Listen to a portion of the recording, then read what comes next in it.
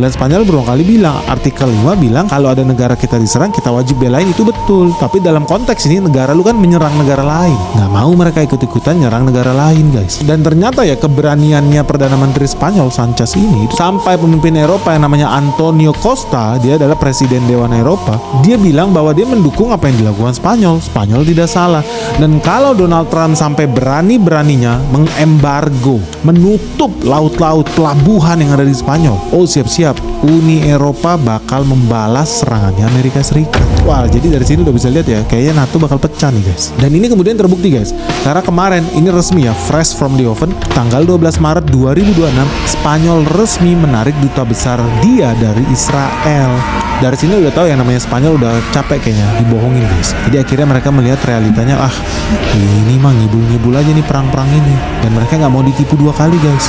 Dan ternyata Spanyol bukan omong-omong. Jadi dia nggak setuju dengan perang yang terjadi di Timur Tengah, dan dia buktikan itu. Setelah dia maki-maki marahin Amerika, setelah Spanyol marahin Israel, setelah dia ngusir pesawat-pesawat jet tempurnya Amerika Serikat yang mangkal di Spanyol, apa yang dia lakukan? Dia tarik balik duta besarnya dari Tel Aviv, Israel. Nah dari sini lo bisa lihat ya, kok kayaknya bisanya ya ada negara yang seberani itu ya sama Amerika Serikat.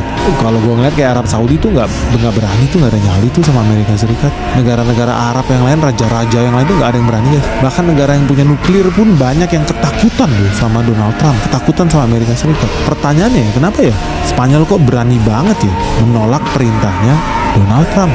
Kenapa dia berani, guys? Karena pertama ya, serangannya Donald Trump itu nggak ada mandat, nggak ada perintahnya tuh dari Dewan Keamanan PBB, sama sekali nggak ada. Jadi serangannya unilateral, satu pihak. Kasus bellinya pun nggak jelas.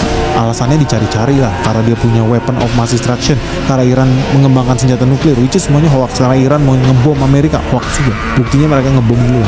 Jadi menurut Sanchez, menurut Perdana Menterinya Spanyol, ini serangan yang aneh, ini melanggar hukum internasional, guys. Pertama, lu nggak dapat mandat dari Dewan Keamanan PBB. Kedua, negara lu tidak diserang.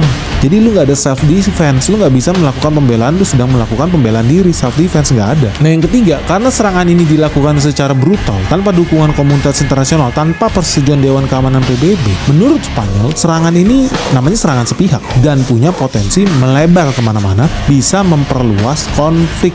Justru ketika nanti ada negara NATO yang masuk ke sana, wah bisa berabe. Karena itu artinya Spanyol bisa dianggap mendukung intervensi militer yang tidak beralasan.